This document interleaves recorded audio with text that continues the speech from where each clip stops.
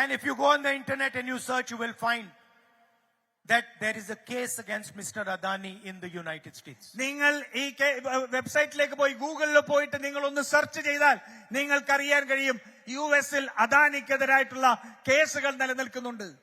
The case is not targeting Mr. Adani, it is targeting Mr. Modi. ആ case അദാനിയെ ലക്ഷ്യം വെച്ചുള്ളതല്ല, മറിച്ച് നരേന്ദ്രമോദിയെ ലക്ഷ്യം വെച്ചുള്ള കേസുകളാണ്. I don't know if you know this or not, but Mr. Adani cannot enter America. നിങ്ങൾക്ക് അറിയുമോ ഇല്ലയോ എന്ന് എനിക്കറിയാൻ പാടില്ല, പക്ഷേ അദാനിക്ക് അമേരിക്കക്കകത്ത് പ്രവേശിക്കാൻ കഴിയില്ല. He does not travel anymore like he used to. അത് അദ്ദേഹം നേരത്തെ യാത്ര ചെയ്തിരുന്നത് പോലെ അമേരിക്കക്കകത്ത് ഇപ്പോൾ അദ്ദേഹം യാത്ര ചെയ്യുന്നില്ല. Because if he does, they will pick him up and take him to the United States. കാരണം അദ്ദേഹം അങ്ങനെ യാത്ര ചെയ്താൽ അദ്ദേഹത്തെ അവിടെ നിന്ന് പൊക്കിയെടുത്ത് യുഎസിലേക്ക് കൊണ്ടുപോകുന്ന സാഹചര്യമുണ്ട്. And you saw with your own eyes when I started raising this in Parliament, the Prime Minister got up and ran away from Parliament. നിങ്ങൾ നിങ്ങളുടെ കണ്ണുകൾ കൊണ്ട് കണ്ടതാണ്. ഞാൻ ഈ വിഷയം ഇന്ത്യയുടെ പാർലമെന്റിൽ ഉന്നയിച്ചപ്പോൾ നരേന്ദ്രമോദി അവിടെ നിന്ന് പേടിച്ച് പിന്മാറിപ്പോകുന്നത് കണ്ടതാണ്. After that, the BJP came up with the whole idea of how women MPs of the Congress party were going to attack the Prime Minister. Ridiculous, laughable idea. അത് കഴിഞ്ഞപ്പോൾ പരിഹാസ്യമായ വളരെ ഒരു അതിക്ഷയപരമായിട്ടുള്ള ഒരു നിലപാടുമായിട്ട് ആ ബിജെപി വന്നു. ഇന്ത്യയിലെ പാർലമെന്റിലെ കോൺഗ്രസിന്റെ വനിതാ എംപിമാർ അദ്ദേഹത്തെ ആക്രമിക്കാൻ ശ്രമിച്ചു എന്ന പരിഹാസ്യമായ ഒരു വാദവുമായി മുന്നോട്ട് വന്നു. The truth is that Narendra Modi is compromised by Donald Trump. അതിന്റെ സത്യം നരേന്ദ്രമോദി എന്ന് പറയുന്ന ഇന്ത്യയുടെ പ്രധാനമന്ത്രി ഡൊണാൾഡ് ട്രംപിന് കീഴടങ്ങിയിരിക്കുകയാണ്. This is an unwritten truth, everybody knows it. ഇത് എല്ലാവർക്കും മനസ്സിലാവുന്ന സത്യമാണ്. And the same way Donald Trump controls Narendra Modi controls your chief minister. അത് എങ്ങനെയാണോ ഡൊണാൾഡ് ട്രംപ് നരേന്ദ്രമോദിയെ നിയന്ത്രിക്കുന്നത്, അതേപോലെ തന്നെ നിങ്ങളുടെ മുഖ്യമന്ത്രിയെ നരേന്ദ്രമോദി നിയന്ത്രിക്കുകയാണ്.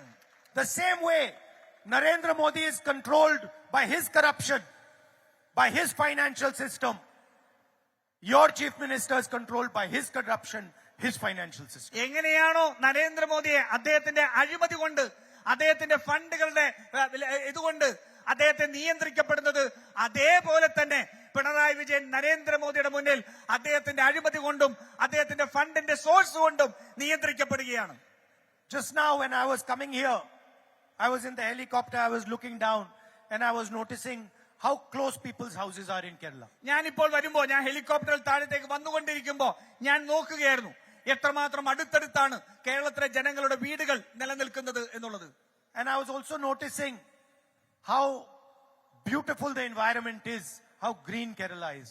ഞാൻ ഒന്നുകൂടി നോക്കുകയായിരുന്നു എത്രമാത്രം ഭംഗിയോടുകൂടി എത്രമാത്രം പച്ചപ്പോടുകൂടിയ പ്രദേശമാണ് കേരളം എന്നുള്ളത്. Why?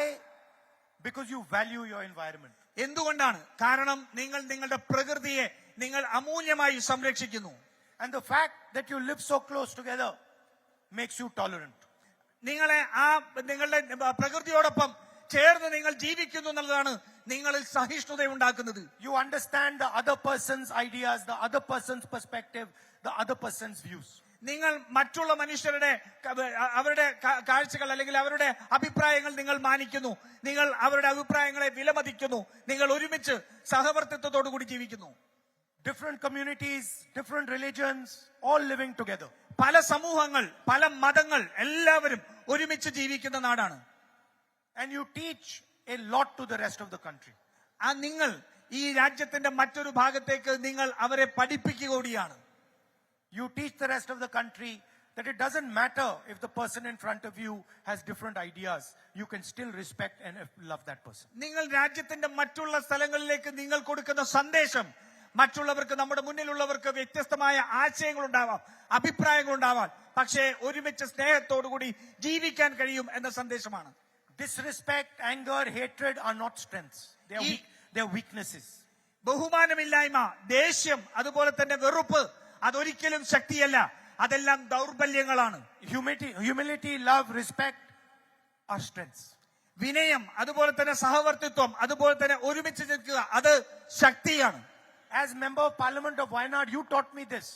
ഒരു വയനാടിലെ MP എന്ന നിലയിൽ നിങ്ങളാണ് എന്നെ ഇത് പഠിപ്പിച്ചത്. The people of Kerala showed me how they responded when tragedy struck them. കേരളത്തിലെ ജനങ്ങളാണ് എന്നെ പഠിപ്പിച്ചത് അവരെങ്ങനെയാണ് ഒരു ദുരന്തം വരുമ്പോൾ ഒരുമിച്ച് നിന്ന് അതിനെ നേരിടുന്നത് എന്നുള്ളത്. I saw with my own eyes all people, all religions coming together as one. ഞാൻ എന്റെ കണ്ണുകൾ കൊണ്ട് കണ്ടതാണ് എല്ലാ സമൂഹത്തിലും പെട്ടവർ, എല്ലാ മതത്തിലും പെട്ടവർ ആ ദുരന്തങ്ങളിൽ ഒരുമിച്ച് വരുന്നത്, to defend each other. ഒരുമിച്ച് നിൽക്കുന്നത് ഞാൻ കണ്ടതാണ്. Now, just when I started this speech, I happened to look at this mic. ഞാൻ ഇവിടെ സംസാരിക്കുന്നതിന് തൊട്ടു മുമ്പ് ഞാൻ ഈ മൈക്ക് നോക്കുവാൻ ഞാൻ ഇടയായി. And on this mic is written country of origin China. ഞാൻ ഈ മൈക്ക് നോക്കുമ്പോൾ ഇതിൽ മൈക്കിൽ എഴുതിയിരിക്കുന്നത് ഇത് ചൈനയിൽ നിർമ്മിതമാണ് എന്നാണ്. And I'm wondering why on this mic it is not written country of origin India, state of origin Kerala. ഞാൻ അത്ഭുതപ്പെടുന്നത് എന്തുകൊണ്ടാണ് ഈ മൈക്കിൽ ഇത് ഇന്ത്യയിൽ നിർമ്മിച്ചതാണ് എന്ന് എഴുതപ്പെടാത്തത്, എന്തുകൊണ്ടാണ് അത് കേരളത്തിലാണ് നിർമ്മിക്കുന്നത് എന്ന് പറയാത്തത്. How are the youngsters of Kerala expected to get a job if we do not have things made in India? ഈ കേരളത്തിൽ, ഈ ഇന്ത്യയിൽ നമ്മൾ അത്തരത്തിലുള്ള ഉൽപാദനത്തിന് നമുക്ക് സാധിക്കുന്നില്ലെങ്കിൽ കേരളത്തിലെ യുവജനങ്ങൾക്ക് എങ്ങനെയാണ് തൊഴിലുകൾ ലഭിക്കുക? And how are we ever going to make things in Kerala if only one or two companies control the future of Kerala? ഈ കേരളത്തിന്റെ ഭാവിയെ ഒന്നോ രണ്ടോ കമ്പനികൾ മാത്രമാണ് നിയന്ത്രിക്കുന്നതെങ്കിൽ എങ്ങനെയാണ് അത്തരത്തിലുള്ള അവസരങ്ങൾ യുവജനങ്ങൾക്ക് കേരളത്തിൽ ഉണ്ടാക്കാൻ സാധിക്കുക?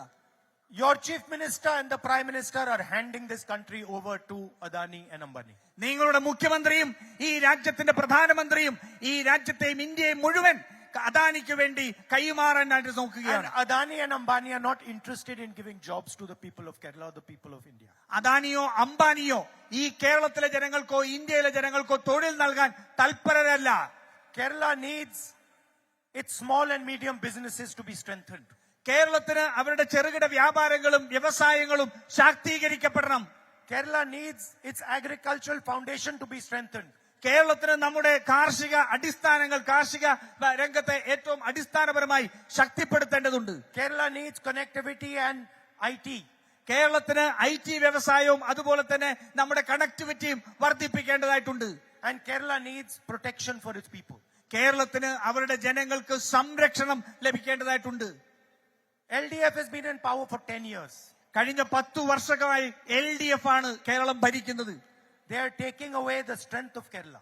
അവർ കേരളത്തിന്റെ ശക്തിയെ ഇല്ലായ്മ ചെയ്തുകൊണ്ടിരിക്കുകയാണ്. They are doing exactly what the BJP does.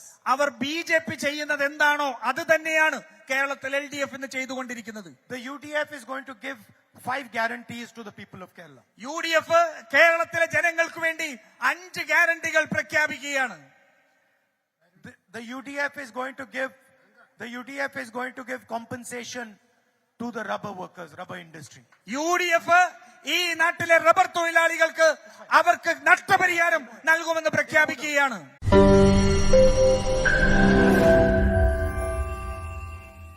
ലോകത്തെവിടെയായാലും ഏത് സമയത്തും 24 വാർത്തകളും ഓഗ്മെന്റഡ് റിയാലിറ്റി പാക്കേജുകളും എക്സ്പ്ലെയിനറുകളും വിശദമായി കാണാൻ ഞങ്ങളുടെ യൂട്യൂബ് ചാനൽ നിങ്ങൾക്ക് സബ്സ്ക്രൈബ് ചെയ്യാം.